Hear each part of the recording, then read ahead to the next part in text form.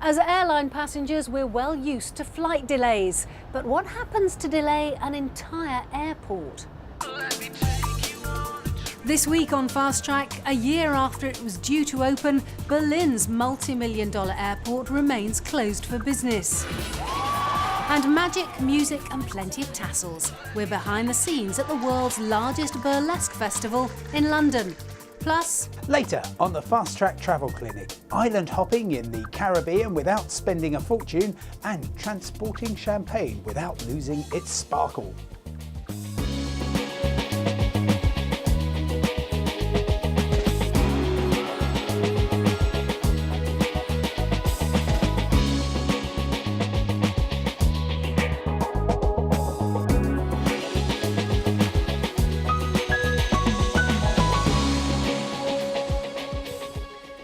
hello and welcome to Fast Track. I'm Fiona Foster. Now we start today's programme in Berlin and its brand new broken airport. 12 months ago, Germany was about to open an impressive new facility southeast of the capital. But it didn't happen and the area is still a building site today. We sent Keith Wallace to find out why the dream of a new hub in an iconic capital seems, so far at least, kaput. It was supposed to be such a big step forward for the German capital, a shiny new hub airport to replace Berlin's ageing terminals, a glass and steel travel palace accommodating 25 million passengers a year, with many being shuttled northwards into the city on cheap, quick, energy-efficient trains.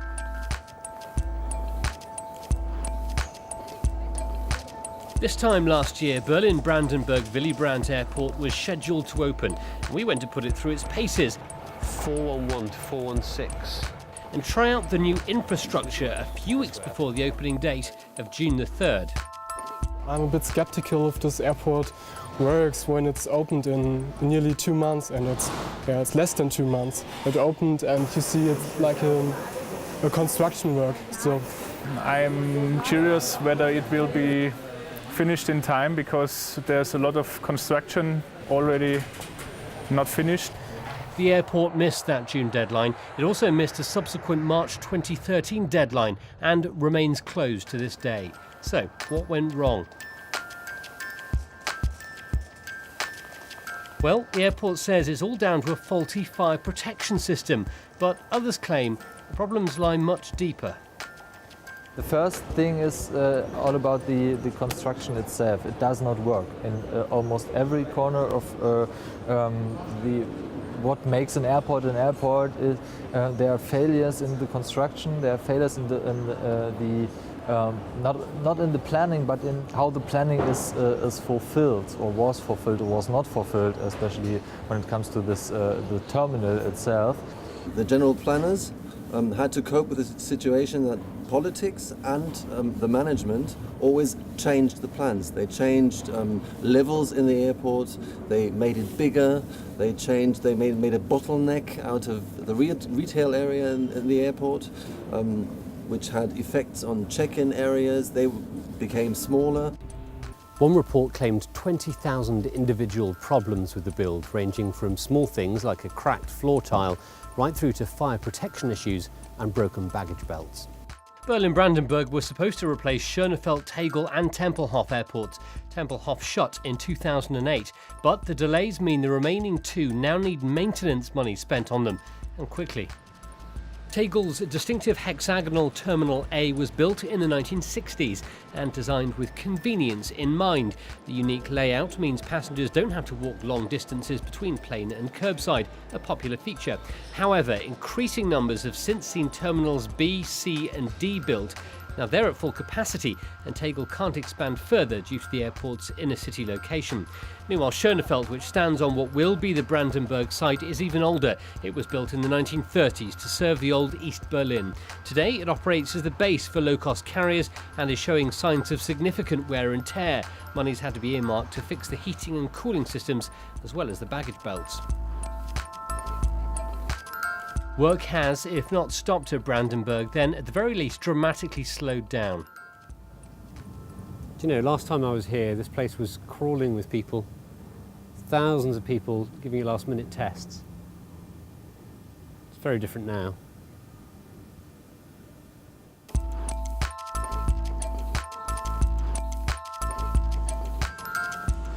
You can't get inside the main terminal for a look as it's still a construction site. The only way is through an official tour or through the virtual fly-through in the information centre.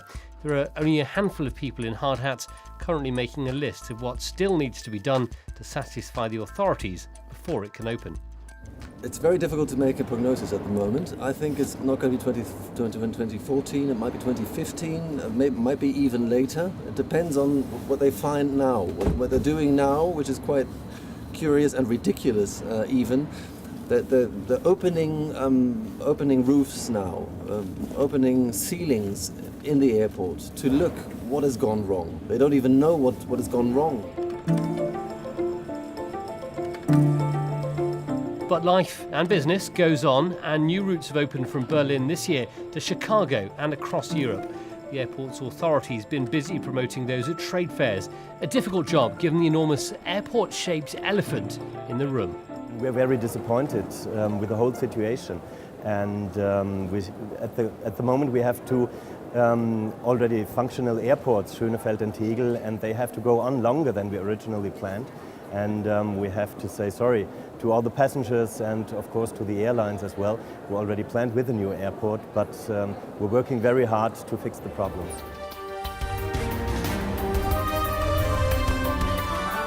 It's not been great timing, all this, particularly given protests, delays and ballooning budgets over at the ambitious Stuttgart 21 station rebuild. These projects are becoming rich pickings for satirists. Was soll der Affentanz? Hey Leute, Toleranz. In den Brandenburger Sand sitzen wir ganz entspannt.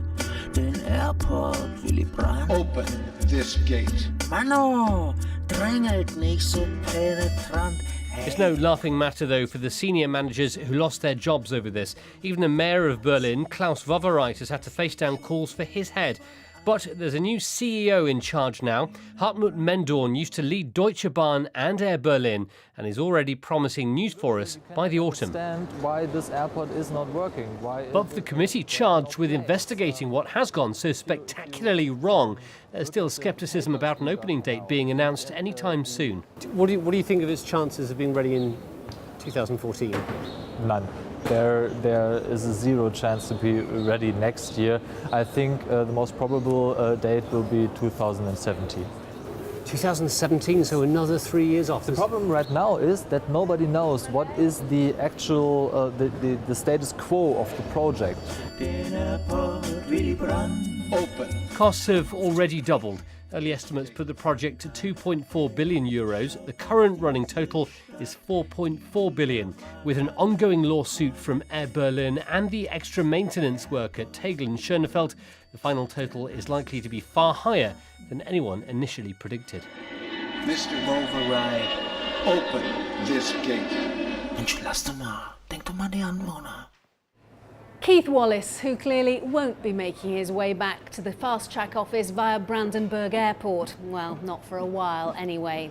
And do let us know your thoughts on that story. Perhaps there's an airport near you that you think could do with a bit of modernisation.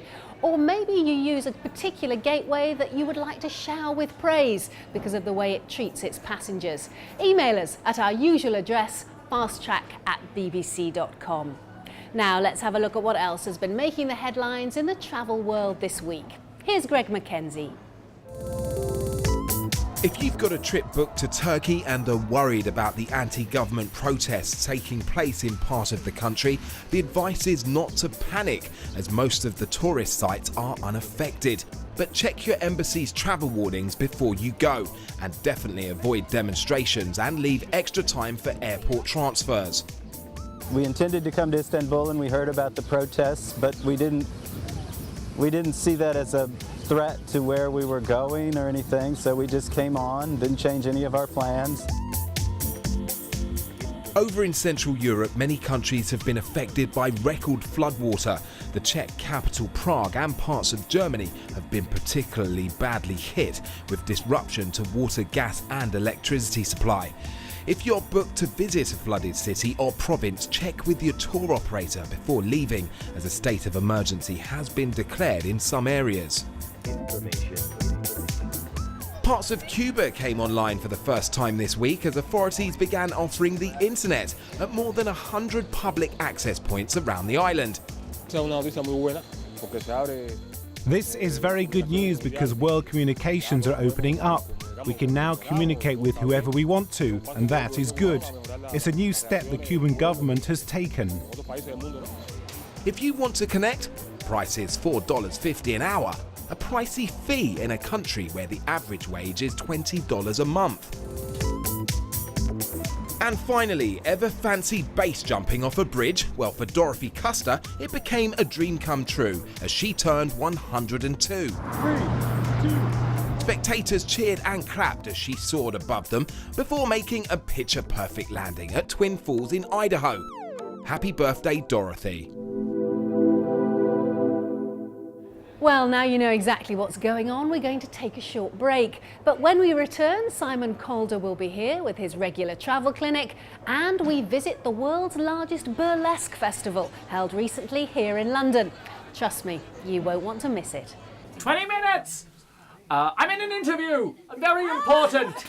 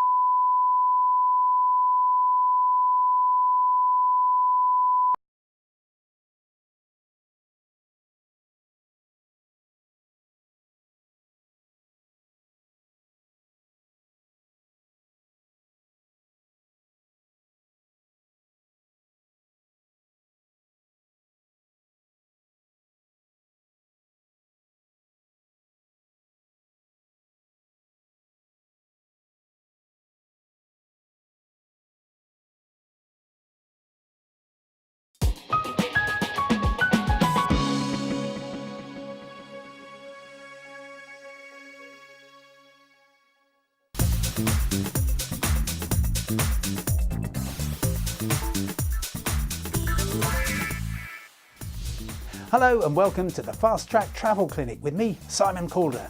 First, Sarah Pottinger is looking for a flight between two of the Caribbean's biggest and most beautiful islands and can't believe the fares she's being quoted. I'm really struggling to find a reasonable deal from Jamaica to Cuba and back in July. The cheapest quote I've had is $1,200 return. Any advice? Cuba doesn't have the air connections you might expect as the biggest island in the Caribbean, partly because of the US economic embargo, so intra-island flights can be tricky and costly. The best solution I've found is to fly between the island's respective capitals, Kingston and Havana, via Grand Cayman. Round trip fares are about $600. Now, the schedules don't dovetail, so it's not possible to make the journey both ways in a single day. You'll need to stay overnight in Grand Cayman, but treat this as part of the trip. And even when you've spent, say, $200 on accommodation and meals, you'll still be doing better than some of the other quotes you've received. Next, Tom Needham is a photographer who'll be travelling between Washington DC and Miami later this summer. I'm looking for a quietish 4-day stopover, coastal preferred. Something that has photographic impact would be a bonus. Tom, the whole east coast of the USA is full of interest, but one area that I think is overlooked by many visitors is the coast of southern Maryland. Just a couple of hours drive from Washington DC takes you to Ocean City, and beyond it, the windswept wilderness of Assateague Island National Seashore. Further south, you could make a pilgrimage to the Outer Banks of North Carolina, and the quintessential southern town of Savannah in Georgia is my final choice, with the added benefit of being about 9 hours drive south of the US capital, with only a further 7 hours to go to Miami. A recurring problem here at the Travel Clinic is when you buy a flight ticket but you don't make the first leg. Ross Stewart was flying from Naples via Rome to New York with his girlfriend last month. Unfortunately, we missed the flight from Naples and joined the flight at Rome. As a result, we were charged more than we paid for the original tickets. Is it normal to be fined for missing a connecting flight? Strange as it may seem, paying a fortune for a new ticket is absolutely normal, Ross. All the big network carriers stipulate you must fly all the sectors on your ticket or buy a brand new one at a much higher price. Between Naples and New York, there are no non-stop flights. That means lots of European airlines compete for the business, making typical round-trip fares around $800. But from Rome to New York, there's a premium for the non-stop flights. About $1,000 is an average fare. Some travellers have taken advantage of this discrepancy. As a result, the airlines police their rules very keenly. Finally, Stephen Hilsom is planning to move from Malaysia to Poland and has a delicate luggage issue. I have 2 bottles of champagne to take with me. I can't imagine the regulations will allow me to carry the champagne in my hand luggage. However, would it be safe in my suitcase in the hold of the airplane? Stephen, you're right about the strict rules on liquids, aerosols and gases, or LAGs as they're known. While these are due to be relaxed in the European Union next year, at present even a quarter bottle of champagne would be too big for security. But millions of bottles with valuable contents are transported safely around the world every day. I've sought some advice from my local wine merchant, who suggests you protect the champagne inside an inflatable airbag, then place it in a stout cardboard box or tube. So long as you then pack it into a suitcase with hard size, the precious contents shouldn't lose their sparkle. That's all we've got time for in this session of the Fast Track Travel Clinic. From me, Simon Calder, bye for now and see you next time. Thank you, Simon. Now, to end this week's programme, we've got something for you that tries to inject a bit of glamour into performance art. I'm talking about burlesque. It's been around since the 16th century and over the years has received its fair share of criticism for being too raunchy and risque. We've been behind the scenes at London's 7th annual Burlesque Festival, which attracts a mixture of regular cabaret goers and curious newcomers from around the globe.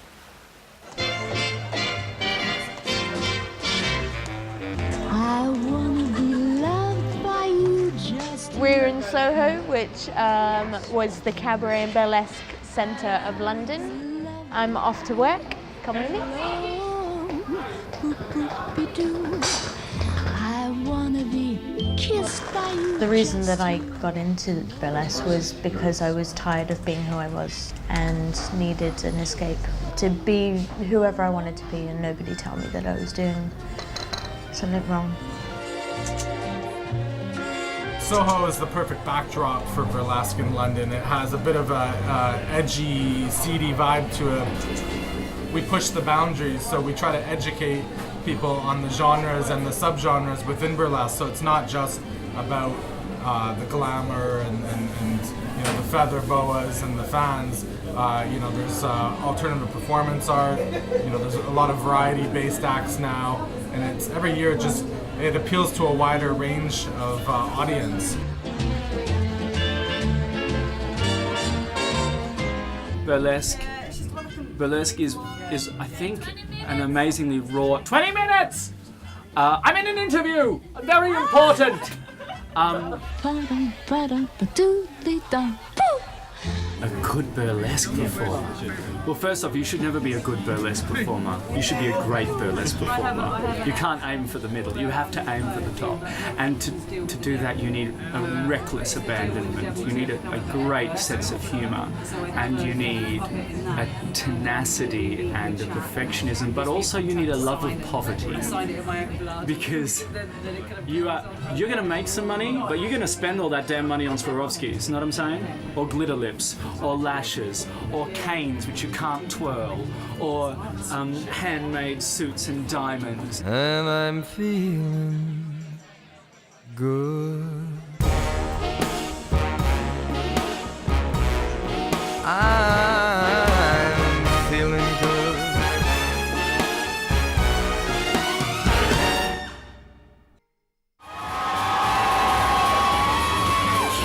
On the hand may be quite continental, but diamonds are a girl's best friend. The first time I went onto the stage, I was completely at ease because it wasn't me, it was somebody else that I wanted to be. And so I was completely comfortable playing that character. Come and get me, boys.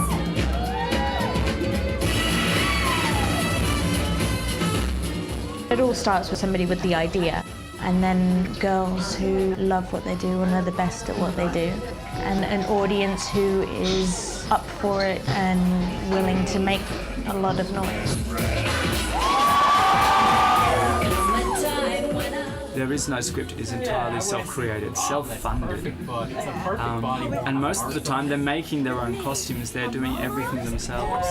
And that's one of the greats, is when you find a really great burlesque performer, you know that they've done it all themselves. Now I think there's a lot more of the variety element. Because not everybody wants to go to a theatre and see girls taking their clothes off. Cabaret has really consciously made an effort to involve everybody, whereas before it was very much a gentleman's underground kind of seedy affair.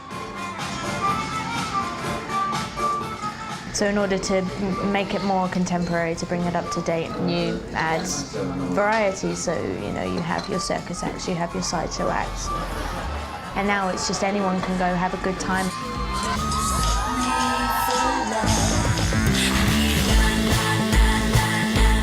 You build them up and then you leave, and that's what creates that high. It's that desire for more, right?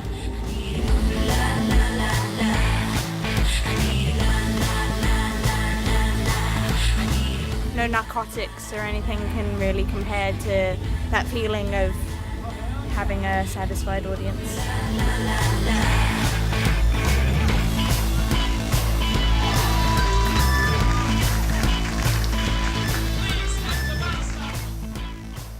A snapshot of the 7th annual Burlesque Festival in London. And we'd love your emails on that one. Maybe you think it's a traditional art form worth celebrating, or perhaps you think it's just trying to put a respectable gloss on something that's essentially sleazy. Let us know. Our email address, fasttrack@bbc.com. And that's it for this week's programme. Next week we're in Cyprus, meeting an expat couple who have seen the holiday home of their dreams disappear in the financial turmoil there. I cry every night, and it is all what we have for all our life. We are already not too young. We cannot anymore work for our money like it was before.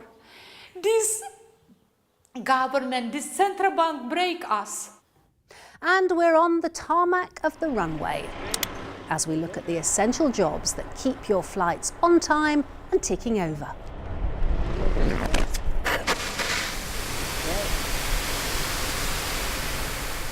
Until then, do stay in touch with us via Facebook, Twitter and Pinterest, and have a look at some of our trips and stories from around the world.